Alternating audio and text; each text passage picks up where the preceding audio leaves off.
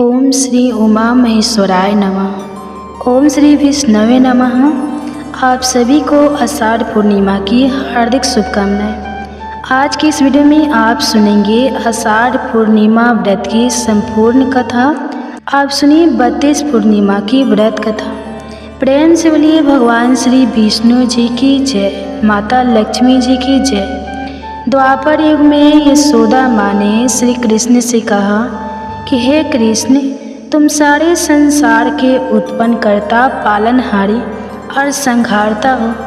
आज मुझे कोई ऐसा व्रत बताओ जिसको करने से मृत्यु लोक में भी स्त्रियों को विधवा होने का भय ना रहे, तथा यह व्रत सभी मनुष्य की मनोकामना पूर्ण करने वाला हो। श्री कृष्ण कहने लगे, हे माता, तुमने अति सुंदर प्रश्न किया है। मैं तुम्हें ऐसे एक व्रत के बारे में विस्तार से बताता हूँ। सौभाग्य की प्राप्ति के लिए स्त्रियों को 32 पूर्णिमा व्रत करना चाहिए। इस व्रत को करने से स्त्रियों को सौभाग्य की प्राप्ति होती है। यह व्रत अत्यंत सौभाग्य देने वाला और भगवान शिव के प्रति भक्ति को बढ़ाने वाला है।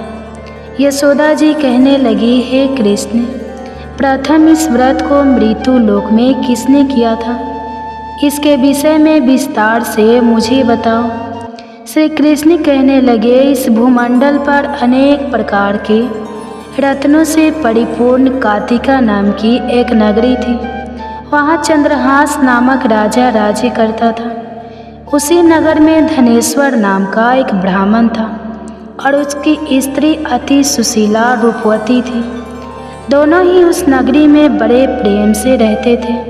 घर में धन धान्य आदि की कोई कमी नहीं थी, परंतु उनको बहुत बड़ा दुख था कि उनकी कोई संतान नहीं है। एक समय एक बड़ा योगी उस नगरी में आया। वह योगी उस ब्राह्मण के घर को छोड़कर अन्य सभी घरों से भिक्षा लेकर भोजन किया करता था और रूपवती से कभी भिक्षा नहीं लेता था। एक दिन वह योगी रूपवती से भिक्षा ना लेकर किसी अन्य घर से भिक्षा लेकर गंगा किनारे जाकर भीषण को प्रेम पूर्वक ग्रहण करने लगा कि धनेश्वर ने योगी का यह सब कार्य देख लिया। अपनी भिक्षा के अनादर से दुखी होकर धनेश्वर योगी से बोला, हे महात्मन, आप सब घरों से भिक्षा लेते हैं, परंतु आप मेरे घर की भिक्षा कभी नहीं लेते। इसका क्या कारण है? योगी ने कहा, निसंतान के घर की भीख पतितों के अन्न के तुल होती है, और जो पतितों का अन्न खाता है वह भी पतित हो जाता है। क्योंकि तुम निसंतान हो, इसलिए पतित हो जाने के भय से मैं तुम्हारे घर की भिक्षा नहीं लेता। धनेश्वर योगी की यह बात सुनकर बहुत दुखी हुआ और हाथ जोड़कर योगी के पैरों में गिर गया और कहने लगा, हे महाराज, यदि ऐसा है तो आप पुत्र प्राप्ति का उपाय बताइए। आप सर्वज्ञानी हैं, मुझ पर कृपा कीजिए। हे भगवान, मेरे घर में धन की कोई कमी नहीं है, परंतु मैं पुत्र ना होने के कारण अत्यंत दुखी हूँ। आप मेरे इस दुख का हरण करें, आप सामर्थ्यवान हैं। यह सुनकर योगी कहने लगा, हे ब्राह्मण, तुम चंडी की आराधना करो। घर आकर उसने अपनी पत्नी से सब वृत्तांत कहा और स्वयं तप करने के लिए वन में चला गया। वन में जाकर उसने चंडी की उपासना की और उपवास किए। चंडी ने 16वें दिन उसको स्वप्न में दर्शन दिया और कहा, धनेश्वर, जा, तेरे घर पुत्र होगा, परंतु वह 16 वर्ष की आयु में ही मृत्यु को प्राप्त हो जाएगा। यदि तुम दोनों पति पत्नी 32 पूर्णमासियों का व्रत विधि पूर्वक करोगे तो वह दीर्घ आयु हो जाएगा। जितनी तुम्हारी सामर्थ्य हो, आटे के दिए बनाकर शिवजी भगवान का पूजन करना, परंतु पूर्णमासी के व्रत 32 होना चाहिए। प्रातःकाल होने पर इस स्थान के समीप तुम्हें आम का वृक्ष दिखाई देगा। उस पर चढ़कर तुम एक फल तोड़कर शीघ्र ही अपने घर चले जाना और अपनी पत्नी से सब वृत्तांत कहना। ऋतु स्नान के पश्चाताप व स्वच्छ होकर श्री शंकर भगवान का ध्यान करके उस फल को खा लेगी। शंकर भगवान की कृपा से उसको गर्भ हो जाएगा। जब वह ब्राह्मण प्रातः काल उठा तो उसने एक स्थान के पास ही आम का वृक्ष देखा, जिस पर एक अत्यंत सुंदर आम का फल लगा हुआ था। उस ब्राह्मण ने उस आम के वृक्ष पर चढ़कर फल को तोड़ने का प्रयत्न किया, परंतु वृक्ष पर कई बार प्रयत्न करने पर भी वह चढ़ नहीं पाया। तब उस ब्राह्मण को बहुत चिंता हुई। तब विघ्न विनाशक श्री गणेश भगवान की वंदना करने लगा। हे दयानिधि, अपने भक्तों के विघ्नों का नाश करके उनके मंगल कार्य को करने वाले, दुष्टों का नाश करने वाले, रिद्धि सिद्धि प्रदान करने वाले, आप मुझ पर कृपा करके इतना बल दे कि मैं अपने मनोरथ को पूरा कर सकूं। इस प्रकार गणेश जी की प्रार्थना करने पर उनकी कृपा से धनेश्वर वृक्ष पर चढ़ गया और उसने सुंदर आम के फल को तोड़ लिया। और घनेश्वर ने सोचा कि वरदान से फल मिला था वह यही है और कोई फल तो दिखाई नहीं दे रहा। धनेश्वर ब्राह्मण ने जल्दी से घर जाकर अपनी पत्नी को वह फल दे दिया और उसकी पत्नी ने अपने पति के कहे अनुसार उस फल को खा लिया और वह गर्भवती हो गई। देवी जी की असीम कृपा से उसे एक अत्यंत सुंदर पुत्र उत्पन्न हुआ, जिसका नाम उन्होंने देवी दास रखा। माता पिता के हर्ष और शोक के साथ वह बालक शुक्ल पक्ष के चंद्रमा की भांति अपने पिता के घर में बड़ा होने लगा। माता भवानी की कृपा से वह बालक बहुत ही सुंदर, सुशील, विद्या पढ़ने में बहुत ही निपुण हो गया। दुर्गा जी की आज्ञा अनुसार उसकी माता ने 32 पूर्णमासी का व्रत रखना आरंभ कर दिया, जिससे उसका पुत्र बड़ी आयु वाला हो जाए। 16वां वर्ष लगते ही देवीदास के माता पिता को बड़ी चिंता हो गई कि कहीं उनके पुत्र की इस वर्ष मृत्यु ना हो जाए। इसलिए उन्होंने अपने मन में विचार किया कि यदि यह दुर्घटना उनके सामने हो गई तो वे कैसे सहन करेंगे। इसलिए उन्होंने देवीदास के मामा को बुलाया और कहा, हमारी एक बहुत बड़ी इच्छा है कि देवीदास 1 वर्ष तक काशी में जाकर विद्या अध्ययन करें और उसको अकेला भी नहीं छोड़ना चाहिए। इसलिए साथ में आप चले जाएं और 1 वर्ष के पश्चात इसको वापस ले आना। सब प्रबंध करके उसके माता पिता ने काशी जाने के लिए देवीदास को एक घोड़े पर बैठाकर उसके मामा के साथ भेज दिया, परंतु यह बात उसके मामा या किसी और से नहीं बताई। धनेश्वर तथा उसकी पत्नी ने अपने पुत्र की मंगल कामना तथा दीर्घ आयु के लिए भगवती दुर्गा की आराधना और पूर्णमासियों का व्रत करना आरंभ कर दिया। इस प्रकार बारंबार 32 पूर्णमासी के व्रत को उन्होंने पूरा किया। कुछ समय पश्चात एक दिन वह मामा और भांजा मार्ग में रात बिताने के लिए किसी गांव में ठहरे हुए थे। उस दिन उस गांव में ब्राह्मण की अत्यंत सुंदर, सुशीला और गुणवती कन्या का विवाह हो रहा था।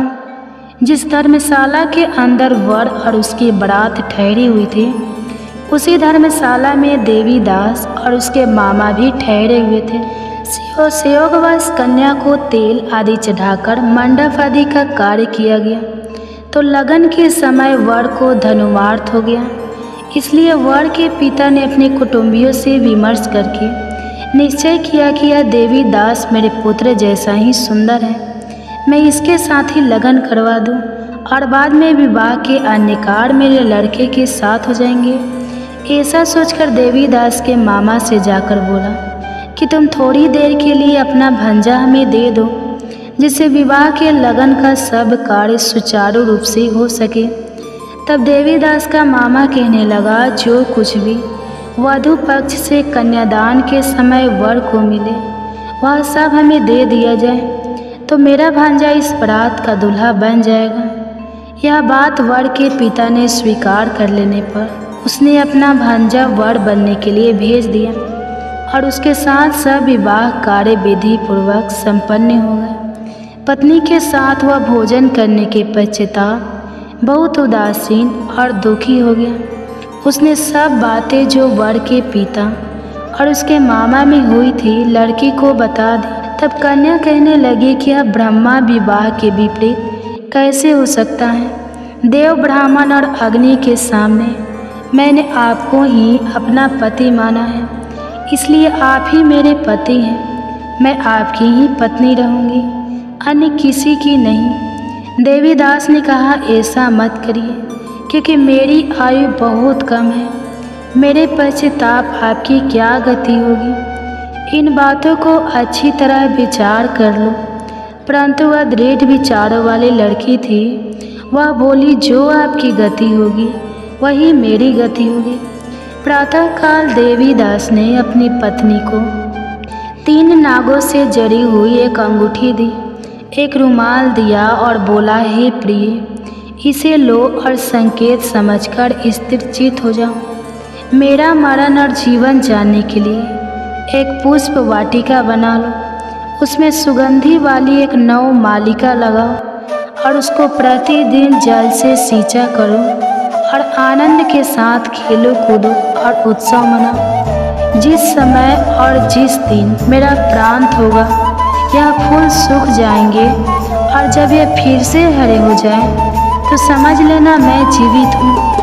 यह बात निश्चय करके समझ लेना, इसमें कोई भी संशय नहीं है। इतना कहकर देवीदास वहाँ से चला गया और प्रातःकाल होते ही वहाँ पर गाजे बाजे बजने लगे और जिस समय विवाह कार्य समाप्त करने के लिए वर तथा सब बाराती मंडप में आए तो कन्या ने वर को भली प्रकार से देखकर अपने पिता से कहा, यह मेरा पति नहीं है। मेरा पति वही है जिसके साथ रात्रि में मेरा पानी ग्रहण हुआ था। इसके साथ मेरा विवाह नहीं हुआ है। यदि यह वही पुरुष है तो बताइए कि मैंने इसको क्या दिया। वधू पक्ष और कन्या पक्ष कन्यादान के समय जो आभूषण आदि दिए गए थे वो दिखाए तथा रात में क्या गुप्त बातें मैंने इनसे कही वह सब सुनाई। पिता ने उसके कहे अनुसार वर को बुलाया। कन्या की यह सब बातें सुनकर वह कहने लगा, मैं नहीं जानता। इसके पश्चाताप लज्जित होकर वह वहाँ से चला गया और सारी बारात भी अपमानित होकर वहाँ से लौट गई। भगवान श्री कृष्ण बोले, हे माता, इस प्रकार देवीदास काशी विद्या अर्जन के लिए वहाँ से चले गए और जब कुछ समय बीत गया तो काल से प्रेरित होकर एक सर्प रात्रि के समय उसको डसने के लिए वहाँ पर आया। उस विषधर के प्रभाव से उसके शयन का स्थान चारों ओर से विष की ज्वाला से विषैला हो गया, परंतु व्रत के प्रभाव से उसको काट नहीं पाया, क्योंकि पहले ही उसकी माता ने 32 पूर्णमासी का व्रत रखा था। इसके बाद मध्याह्न के समय स्वयं काल वह आया और उसके शरीर से प्राणों को निकालने का प्रयत्न करने लगा, जिससे वह मूर्छित होकर पृथ्वी पर गिर गया। उसी समय माता पार्वती के साथ भगवान शंकर वहां आ गए। उसको मूर्छित दशा में देखकर माता पार्वती जी ने शंकर जी से प्रार्थना की, हे महाराज, इस बालक की माता ने पहले ही 32 पूर्णिमा का व्रत पूरा किया था, जिसके प्रभाव से आप इसको प्राण दान दें। माँ भवानी के कहने पर भक्त वत्सल भगवान शिव जी ने उसको प्राण दान दे दिया। इस व्रत के प्रभाव से काल को भी पीछे हटना पड़ा और देवीदास स्वस्थ होकर बैठ गए। उधर उसकी पत्नी उसके काल की परीक्षा किया करती थी। जब उसने देखा उस पुष्प वाटिका में पुष्प कुछ भी नहीं रहे तो उसको अत्यंत आश्चर्य हुआ, लेकिन जब वह जैसे ही हरी भरी हो गई तो वह जान गए कि अब उसका पति ठीक ठाक है, वह जीवित हो गया। यह देखकर वह बहुत प्रसन्न हो उठी। अपने पिता से कहने लगी, पिताजी, मेरे पति जीवित हैं, आप उनको ढूंढिए। जब 16वां वर्ष व्यतीत हो गया तो देवीदास भी अपने मामा के साथ काशी से चल गया। इधर उसके ससुर उसको ढूंढने के लिए अपने घर से जाने ही वाले थे कि वे दोनों मामा भांजा वहाँ पर आ गया। उनको आया हुआ देखकर उनके ससुर को बड़ी प्रसन्नता हुई और वह उन्हें अपने घर ले गए। उस समय नगर के निवासी भी वहाँ इकट्ठे हो गए और सबने निश्चय किया कि अवश्य ही इसी बालक के साथ कन्या का विवाह हुआ था। उस बालक को कन्या ने जब देखा तो पहचान लिया कि यह तो वही है जो संकेत करके गया था। कुछ दिन बाद देवीदास ने अपनी पत्नी और मामा के साथ अपने ससुर के घर से बहुत सारे उपहार लेकर अपने माता पिता के घर गए। अपने गांव के निकट पहुंचने पर कई लोग उठकर उसके माता पिता को पहले ही खबर देने चले गए कि तुम्हारा पुत्र देवीदास अपनी पत्नी और मामा के सहित आ रहा है। ऐसा समाचार सुनकर माता पिता को विश्वास नहीं हुआ, परंतु जब और लोगों ने भी आकर यही बात उन्हें बताई तो उनको बड़ा आश्चर्य हुआ। लेकिन थोड़ी देर में देवीदास ने आकर अपने माता पिता के चरणों में अपना सर रखकर प्रणाम किया और उसकी पत्नी ने अपने सास ससुर के चरणों को स्पर्श किया तो माता पिता ने अपने पुत्र और पुत्रवधू को हृदय से लगा लिया और दोनों की आंखों में प्रेम अश्रु बहने लगे। अपने पुत्र और पुत्रवधू के आने की खुशी में धनेश्वर ने बड़ा ही भारी उत्सव किया और ब्राह्मणों को दान दक्षिणा देकर प्रसन्न किया। श्री कृष्ण भगवान कहने लगे, इस प्रकार धनेश्वर 32 पूर्णमासियों के व्रत के प्रभाव से पुत्रवान हो गए। जो भी स्त्रियां 32 पूर्णमासी के व्रत को करती हैं वे जन्म जन्मांतर में वैधव्य का दुख नहीं भोगती और सदैव सौभाग्यशाली रहती है। व्रत करने वाला चाहे स्त्री हो या पुरुष, भगवान शंकर की कृपा से संसार के सकल आनंद भोग कर अंत में आवागमन रहित होकर शिवलोक को प्राप्त होता है। तो प्रेम से बोलिए श्री लक्ष्मी नारायण भगवान की जय, उमा महेश्वर भगवान की जय। अब सुनिए पूर्णिमा व्रत की दूसरी कथा। पुरानी कथा के अनुसार एक बार की बात है, किसी नगर में एक सेठ और सेठानी रहते थे। सेठानी प्रतिदिन श्री हरि भगवान विष्णु की पूरी श्रद्धा से पूजा अर्चना किया करती थी, लेकिन उसका पूजा करना उसके पति यानी सेठ को बिल्कुल भी पसंद नहीं था। इसी कारण सेठ ने एक दिन अपनी पत्नी को घर से निकाल दिया।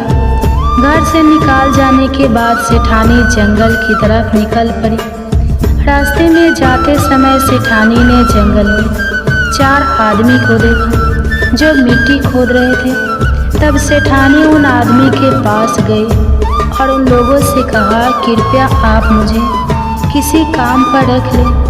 इसके बाद चारों आदमी ने सेठानी को नौकरी पर रख लिया। सेठानी के हाथ पांव बहुत ही कोमल थे, इस वजह से काम करते करते उसके हाथ पर छाले पड़ गए।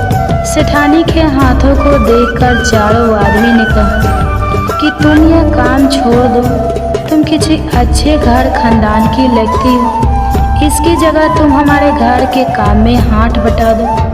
सेठानी इस काम के लिए राजी हो गई। फिर वे चारों आदमी सेठानी को अपने घर ले गए। वहाँ चारों आदमी हर दिन 4 मुट्ठी चावल लाते थे और आपस में बांटकर उसे खा लेते थे। यह देखकर सेठानी को बहुत बुरा लगा। अगले दिन सेठानी ने चारों से कहा, सुनो भाई, तुम लोग कल से 4 मुट्ठी की जगह 8 मुट्ठी चावल लेकर आना। सेठानी के कहे अनुसार चारों आदमी अगले दिन 8 मुट्ठी चावल लेकर आए। उस चावल को सेठानी ने पकाकर सबसे पहले भगवान विष्णु को भोग लगाया और फिर चारों आदमियों को परोसा। जब चारों आदमी ने उस भोग लगाए भोजन को खाया तो उन लोगों को बहुत स्वादिष्ट लगा। उन्होंने सेठानी से कहा, बहन, आज जो तुमने खाना बनाया वह बेहद स्वादिष्ट है। इस पर सेठानी ने कहा, यह भोजन भगवान विष्णु का झूठा है, इसी वजह से आप लोगों को यह बहुत स्वादिष्ट लग रहा है। उधर सेठानी के जाने के बाद से सेठ भूखा रहने लगा। आसपास के लोग उसे देखकर ताने भी मारते थे कि आदमी सिर्फ अपनी पत्नी की वजह से ही भोजन किया करता था। ऐसा बार बार सुनने के बाद सेठ एक दिन अपनी पत्नी की तलाश में जंगल की तरफ निकल पड़ा। रास्ते में सेठ को मिट्टी खोदते हुए वही 4 आदमी दिखाई दिए। उसे देखकर सेठ ने कहा, सुनो भाई, क्या तुम मुझे काम पर रख सकते हो?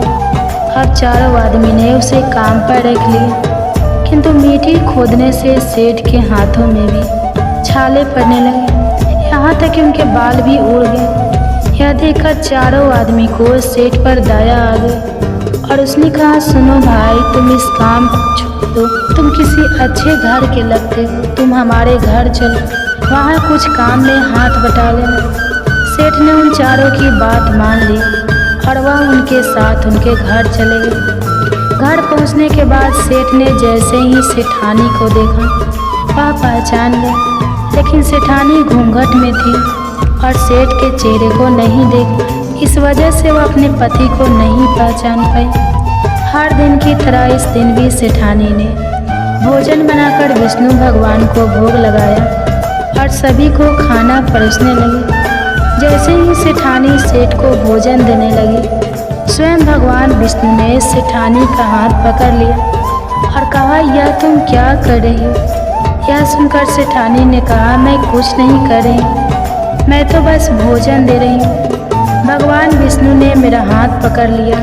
तब सेठानी से चारों आदमी ने कहा, हमें भी भगवान विष्णु के दर्शन कराओ। इसके बाद सेठानी हाथ जोड़कर भगवान विष्णु से अनुरोध करने लगी, हे प्रभु, आप मेरी तरह इन्हें भी दर्शन दें। तब भगवान विष्णु वहाँ प्रकट हो गए। इस दृश्य को देखते ही सेठ ने सेठानी से क्षमा मांगी और उसे अपने घर साथ चलने को कहा। फिर चारों भाइयों ने बहुत सारा धन देकर अपनी बहन को विदा किया। इस घटना के बाद से सेठ भी भगवान विष्णु के भक्त बन गए और उनकी श्रद्धा पूर्वक पूजा करने लगे। ऐसा करने से सेठ सेठानी के घर फिर से धन की वर्षा होने लगी। मान्यता है कि पूर्णिमा का व्रत रखकर इस कथा को सुनने से भगवान श्री विष्णु जी की कृपा से सभी के घर धन धान्य से भर जाते हैं और सभी के दुख दूर होते हैं। तो प्रेम से बोलिए भगवान श्री विष्णु जी की जय। आज आषाढ़ मास की गुरु पूर्णिमा के दिन आप सुनेंगे गुरु पूर्णिमा की कुछ विशेष कथाएं। आषाढ़ मास की पूर्णिमा को गुरु पूर्णिमा के रूप में मनाया जाता है। गुरु पूर्णिमा के दिन गुरु के आशीर्वाद से धन संपत्ति सुख शांति और वैभव का वरदान पाया जाता है। इस दिन श्री वेद व्यास जी का जन्म हुआ था, इसलिए इसे व्यास पूर्णिमा भी कहा जाता है। हिंदू धर्म में गुरु पूर्णिमा का विशेष महत्व माना गया है कि गुरु का स्थान सर्वश्रेष्ठ होता है। गुरु का पद भगवान से भी ऊपर माना जाता है। ऐसा इसलिए है क्योंकि वह गुरु ही होता है जो व्यक्ति को अज्ञानता के अंधकार से उबारकर सही रास्ता दिखाता है। पहली पौराणिक कथा के अनुसार वेद व्यास भगवान श्री विष्णु के अंश स्वरूप कला अवतार हैं। इनके पिता का नाम ऋषि पराशर था, जबकि माता का नाम सत्यवती था।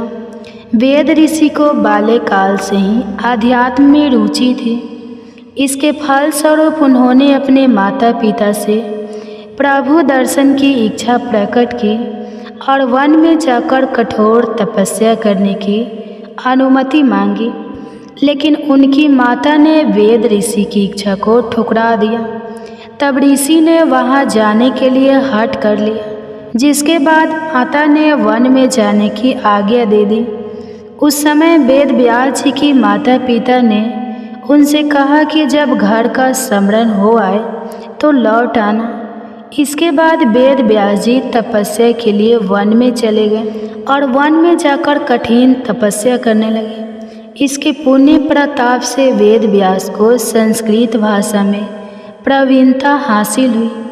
इसके बाद उन्होंने वेदों का विस्तार किया और महाभारत 18 महापुराण सहित ब्रह्मा सूत्र की भी रचना की। इन्हें बादय भी कहा जाता है। वेद व्यास को अमृता का वरदान प्राप्त है, अतः आज भी वेद व्यास किसी न किसी रूप में हमारे बीच में उपस्थित हैं। अब मैं आपको जो कथा सुनाने जा रही हूँ वह उस काल की है जब शिक्षा ग्रहण करने के लिए स्कूल और कॉलेज नहीं हुआ करते थे। उस समय शिक्षा ग्रहण करने के लिए गुरु के आश्रम जाना होता था। यह कथा है महर्षि धम्म की, शिष्य अरुण की। इस कथा के अनुसार अरुण महर्षि आयुधम्य के शिष्य था और उनके आश्रम में रहकर शिक्षा प्राप्त किया करता था।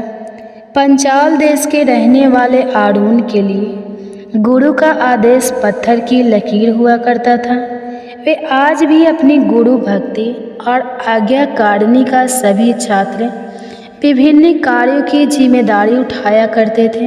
उन दिनों खेत में चावल की फसल बोई गई थी, जिसके लिए पानी की पर्याप्त मात्रा खेतों में एकत्रित होना अति आवश्यक था। सब वर्षा की प्रतीक्षा कर रहे थे। एक शाम को बड़ी ही तेज वर्षा आरंभ हो गई। आश्रम के सभी शिष्य प्रसन्न थे कि चावल की कृषि के लिए पर्याप्त पानी की व्यवस्था हो जाएगी, किंतु महर्षि आयुधम्य चिंतित थे।